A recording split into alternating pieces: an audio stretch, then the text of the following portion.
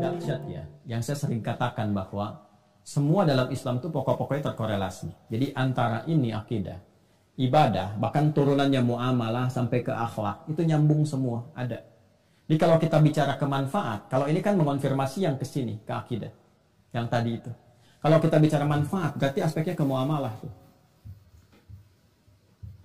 Ya, khususnya terkait dengan lingkungan. Karena ibadah sendiri adalah praktek muamalah kita dengan Allah, pembuktian kebertuhanan kita kepada Allah. Kalau sudah bicara ke sini, umumnya kan arahnya ke sini nih. Ya, dampak kepada kehidupan kita dalam berinteraksi dengan lingkungan, dengan manusia, dengan kehidupan dan sebagainya. Maka Allah langsung menjawab, Allah sendiri yang langsung menjawab. Satu, manfaat sholat itu pertama, bisa melatih pribadi kita menjadi lebih baik. Menjadikan seseorang insan beriman menjadi baik. Masih ingat? Seseorang itu jadi baik kalau bisa mengelola dirinya kan? Nafasnya, jiwanya, supaya tidak berdiri sendiri di sifat fujur. Dan masih ingat apa yang saya sampaikan dulu sekali, ya kan? Fujur itu kalau sudah berdiri sendiri diprovokasi setan, wujudnya kan dua. Kalau bukan fahsya, itu mungkar. Fahsya keburukan yang bersumber dari syahwat, pornografi, porno aksi, LGBT, ya, dan turunan-turunannya, kata-kata jorok, kotor, itu fahsya. Mungkar yang diingkari oleh hati, perbuatan-perbuatan nampak, ya mohon maaf sekali, berdusta, kan, merampok, membunuh, menipu, korupsi, dan sebagainya. Ya ini nyogok, itu mungkar. Makanya saat nyogok kan hatinya mengingkari, saat korupsi hatinya mengingkari, saat tipu-tipu hatinya mengingkari, dan seterusnya. Ini mungkar. Nah sholat, kalau benar mengerjakannya, itu bisa mencegah ini semua. Dan pencegahan diutamakan. Bukankah Anda sih yang mengatakan mencegah lebih baik daripada mengobati?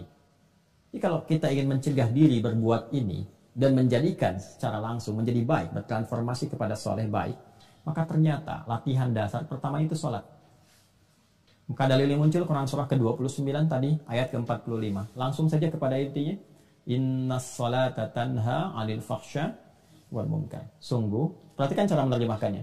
Sungguh, sholat yang dikerjakan sesuai ketentuan dan aturannya itu. Innas sholah, ingat alif lamnya. Terjemahkan alif lamnya. Innas sholata, bukan inna sholata, innas sholah. Sungguh, sholat yang dikerjakan dengan benar itu sesuai dengan ketentuan dan aturannya. Tanha 'anil fahsya'i wal munkar. Maka hasil dari itu bisa mencegah pelakunya dari perbuatan keji dan munkar. Jelas ya? Nah, jadi kalau ada orang-orang yang sholat tapi masih nampak pada dirinya perilaku keji, fahsya dan munkar, dicek ini. Boleh jadi sholatnya belum sesuai dengan ketentuan dan aturannya. Nah, yang kedua, sholat menghadirkan ketenangan kepada jiwa. Lebih tenang. Orang sholat itu tenang bawaan jiwanya. Dan jiwa yang tenang melahirkan pikiran yang cemerlang. Jiwa yang tenang melahirkan perilaku yang menawan. Jiwa yang tenang melahirkan segala ide-ide yang penuh dengan kebaikan dan kemuliaan. Sedangkan di Quran surah ke-13 ayat ke-28, sumber ketenangan itu zikir. Ala bidzikrillahi tatma'innul qulub. Yakinkan pada jiwamu bahwa dengan berzikir kepada Allah itu hati cenderung menjadi tenang. Zikir itu banyak. Baca Quran, zikir. Karena Qurannya disebut zikir. Quran surah ke-15 ayat 9. Inna nahnu nazzalna dzikra wa inna lahu lahafidun. Karena itu orang-orang yang cenderung rajin baca Quran, cenderung menenangkan. Doa itu zikir. Quran surah ke-7 ayat 205. Wadhkur rabbaka fi nafsika tadarruan wa khifatan wa duna jahri minal qaul. Makanya doa cenderung menenangkan. Kemudian apa lagi? Kalimat thayyibah, astaghfirullah, alhamdulillah, Allahu akbar, subhanallah, itu bagian dari zikir.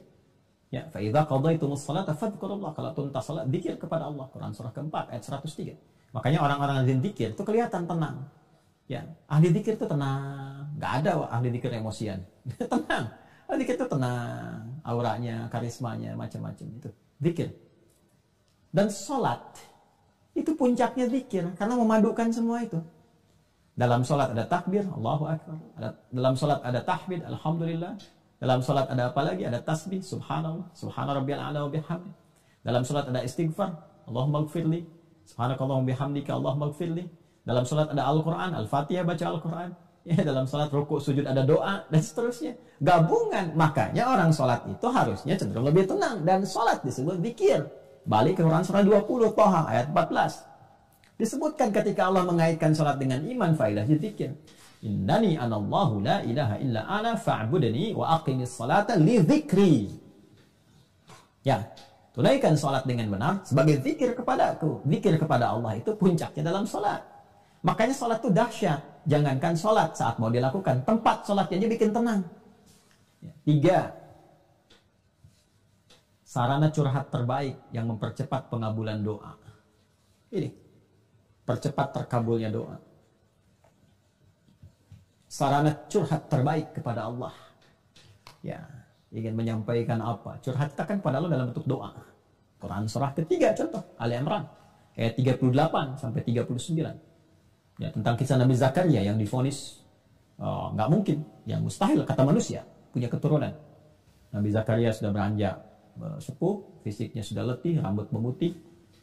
Ya, istri terutama divonis dengan hal-hal teknis secara medis yang katanya tidak mungkin punya keturunan. Apa yang dilakukan? Curhatnya kepada Allah. Beliau sholat. Sholat tuh, solusinya sholat. Ya, hunalika da'a Zakaria rabba, di mihrab itulah, di mihrabnya Maryam dia berdoa. Sholat. Ya, nanti tahu sholatnya di ayat 39. Hunalika da'a Zakaria rabba, qala rabbi habli min ladunka dzurriyyatan thayyibah innaka sami'ud du'a. Beliau berkata, ya Allah, mereka mengatakan aku gak mungkin punya keturunan. Ketika mereka mengatakan tidak mungkin, maka aku beralih kepadamu yang tidak punya batas dalam kemungkinan. Nah, itu tanda ya. Itu fikih Quran tuh. Jadi kalau orang sudah mengatakan ini nggak mungkin bu, ini nggak bisa pak, itu tanda langsung dari Allah bahwa Allah ingin mengabulkan apa yang Anda mohonkan langsung tanpa perantara. Ya, karena itu Nabi Zakaria sudah ngasih contoh yang di surah Maryam itu. Dzikru rahmati rabbika abdahu Zakaria idz nada rabbahu, ya kan, nidaan khafiyya. Rabbi inni wahanal azmu minni washta'al ra'su syaiba wa lam akum bidu'aika rabbi syaqiyya. Masya Allah, indah sekali. Ya Allah, aku ini selalu tidak pernah putus harapan kepadamu. Aku selalu berdoa, dari rambutku masih menghitam sampai memutih, fisik letih, tapi aku gak pernah putus dalam memohon rahmatmu, berharap kepadamu. Itu apa? Minta keturunan. Puncaknya dimohonkan tuh di mihrab itu dalam sholat. Mereka mengatakan mustahil. Dan inilah ya tanda pertamanya, maka aku memohon kepadamu ya Allah yang tidak pernah punya batas dalam pemberian. Anugerahkan kepadaku dari sisimu saja. Karena orang mengatakan gak mungkin, aku minta darimu saja. Ya, keturunan terbaik. Innaka sami'ud du'a. Kau pasti mendengar doa hamba. Kalau yang pada maha mendengar pun belum dikabulkan, lantas kepada siapa lagi hamba mesti memohon? Apa yang terjadi? Fanadatsul malaikatu wa huwa qa'imun yusalli. Itu dalilnya. Fil mihrab. Maka seketika turun malaikat, sedangkan Nabi Zakaria itu masih berdiri dalam sholat, masih berdiri. Artinya belum selesai sholatnya, baru selesai berdoa. Seketika turun, menyampaikan, Annallah yubashshiruka bi Yahya. Beri kabar, kau akan punya anak. Dapat kabar dari Allah, jadi kabulkan, akan punya anak, istrimu akan mengandung. Ya, dan namanya diberikan oleh Allah Yahya. Hidup yang kata orang mustahil. Ada dari rahim seorang perempuan yang divonis secara medis, klinis, monofus dan mandul punya keturunan, kata Allah, gak ada yang mustahil bagiku. Jadi, terjadi. Mudah bagi Allah menjadikan segala yang bisa terjadi. Salat mempercepat hadirnya kesuksesan dan kebahagiaan. Ya, kita gabungkan 4 dan 5, mempercepat kesuksesan dan menghadirkan kebahagiaan. Sukses dan bahagia. Ya, komplit tuh 5. Salatnya 5 waktu, 5 faidah. Sukses dan bahagia. Kalau kita gabungkan sukses bahagia ini, namanya falah. Singkatnya begitu. Falah. Falah itu sukses dan bahagia. Quran surah ke-23 ayat 1 dan 2. Qad aflaha al-mu'minun. Saya lagi kesini orang beriman. Ya, Quran surah 23 al-mu'minun ayat 1 dan 2. Qad aflaha al-mu'minun. Orang beriman, kalau benar-benar iman melekat pada dirinya, identitas berimannya bagus, diimplementasikan imannya dengan ibadah yang benar, pasti menggenggam kesuksesan dan kebahagiaan. Apa ciri pertamanya? Alladzina hum fi salatihim khashi'un. Ternyata pengantar pada kebahagiaan, kesuksesan itu salat. Ya. Dan ini yang paling diharapkan oleh manusia. Ya, tingkat tertingginya itu kan ini, iman. Jadi tingkat tertinggi insan beriman itu, pokoknya terserah. Yang penting saya sholat itu karena Allah perintahkan. Itu aja. Karena saya beriman, saya sholat. Ya, tapi kan tadi saya katakan, ada yang ciri khas anak-anak, ada yang orang dewasa matang dengan kedewasaan dan akalnya, ada yang dewasa kekanak-kanakan, masih nanya juga dan sebagainya. Ya, maka butuh motivasi. Apa di antara motivasi yang terkuatnya ini? Sukses, bahagia, sukses, bahagia. Nah, diperdengarkan 5 kali dalam sehari. Ini bahagianya dunia akhirat. Suksesnya dunia akhirat. Ya, Quran surah 23 Al-Mu'minun ayat 1 dan 2. Qad aflahal mu'minun. Orang beriman, kalau benar-benar iman melekat pada dirinya, identitas berimannya bagus, diimplementasikan imannya dengan ibadah yang benar, pasti menggenggam kesuksesan dan kebahagiaan. Apa ciri pertamanya? Alladzina hum fi salatihim khashi'un. Ternyata pengantar pada kebahagiaan, kesuksesan itu salat.